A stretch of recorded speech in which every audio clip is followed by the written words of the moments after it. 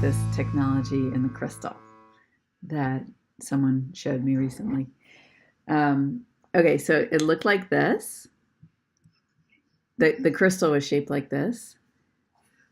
So here's the forward point, and then here was the backward point, and this back came sloping down, and it had like these two triangle markings and like engravings in it. The triangle, even like there were deeper engravings in here that were triangulish, and then it had an opening on the side that was a particular shape, like where energy could get in. Ah, um, in fact, I'm going to draw that right here because the opening was like, it was like this. And the interesting thing was, it was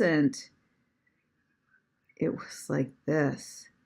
It wasn't like a shape of like oh, this crystal got dropped in a crack is in it or anything like that. It was like in the shape like that. Okay. It was like in a shape that was like, like maybe not man-made, but, and actually, yeah, it was almost like a slot. Now, what is the base crystal? It was amethyst. So it was purple. Purple. Yeah. I've never heard of rutilated amethyst, but it may exist.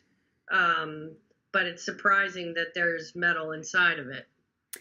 Okay, so that was the interesting thing. So basically these here, so this back here, it almost had the impression of being that there was a metal behind the edging and the crystal. And then these here were not necessarily metal. They were clearly these shapes, but I don't know what they were made out of. But there was a last one at the end that was clearly a metal, and not only that, but its shape was like this. It was like,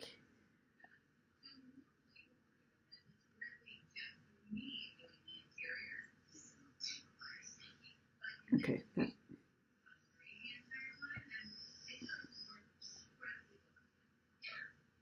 It was like this. It was like that. Oh, okay. Yeah. So that's a geometric shape. Yeah. Out of metal. Yes. And in the middle of a crystal, and it shouldn't be there. That clearly looked like metal. And there was also engravings on this, although I couldn't see because it was deep inside the crystal, pointed down. And so I could only sort of look in through the side to see it. But it appeared that this metal piece had engravings on it, and it was pointed down, and it was right back here. And there was an area where you could look in on the side of the crystal and see the metal piece. And you could clearly see that it had this geometric shape. It looked like it was even on both sides. I didn't really draw it even, but yeah.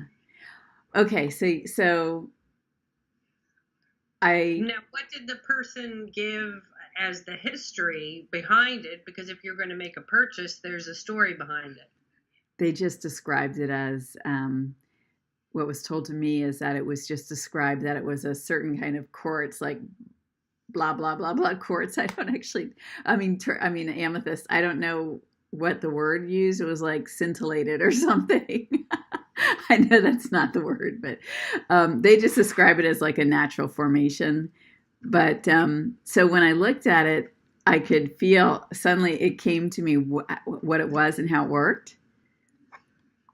So it looked like what it was is, so this shape is, it's literally slotted in to somewhere on the starship, wherever this component goes. It's like it was about this size, so it's slotted in. And then here's what it is. It's an interdimensional component. So what happens is that each layer within the crystal, each of these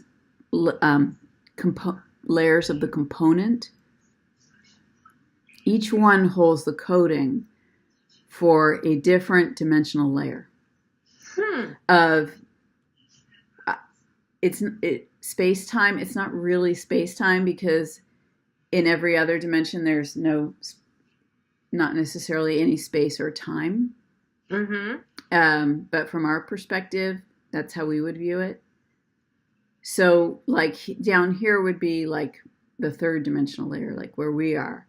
And then this might be like the high third, and then the fourth dimensional, and the fifth dimensional, and then the high fifth, and then maybe the seventh or the eighth dimensional layer. So this is like a ship that is a very high frequency, and then what it does is it compresses dimensionally and frequentially.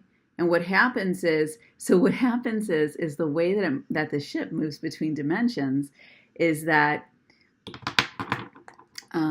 this crystal piece, it expands as it's in a higher dimensional, it expands. And in fact, in our dimension, it looks like a crystal and it feels hard.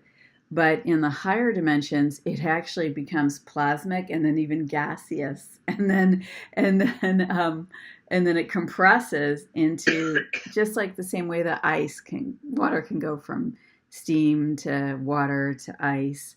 It's the same thing. Well, that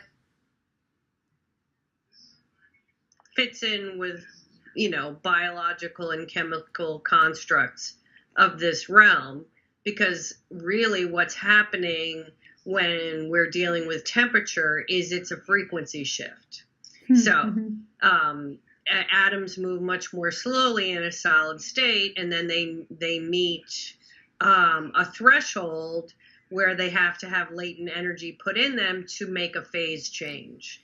So in the next phase change, they become liquid, which you could liken to plasma.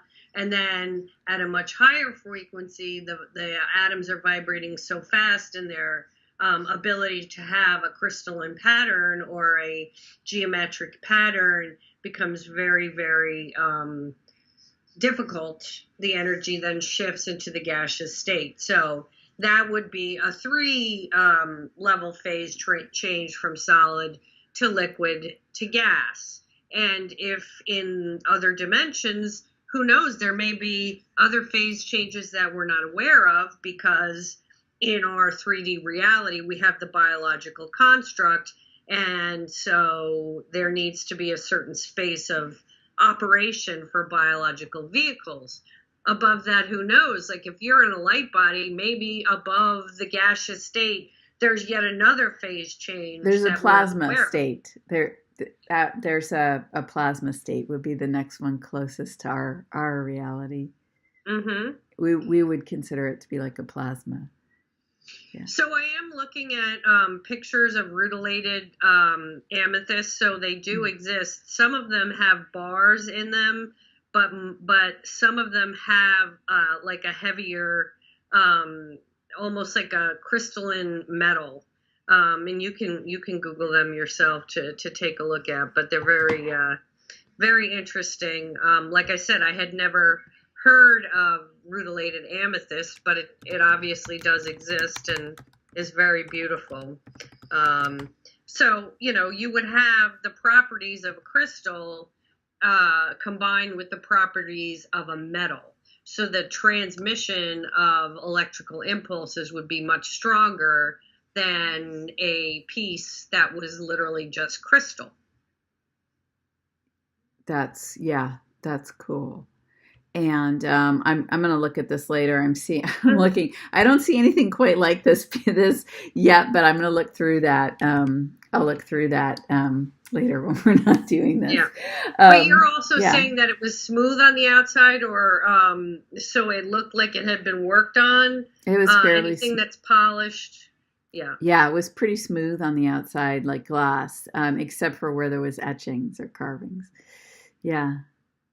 Yeah, but this was so cool. Like when I noticed that that on the side it had this shape, and this shape was sort of directly opposite of the dimensional components. Mm-hmm. that allow the shift in that allow the shift in dimensional state. So what this does is that it allows the ship to keep operating with the same operations and functions, but shift dimensional states. So in other words, it it, the operations go through this side part of the chip, then they go through this part, then they go through that part seamlessly, and there it looks like the energy passes through here and interacts with this this there's like a dimensional flux in here where when you're moving from one layer to another, I think there's energy that's moving through here. It's like the crystal is adjusting to the energy, to the inputs of, like we're going to this particular dimensional state right now, but it's also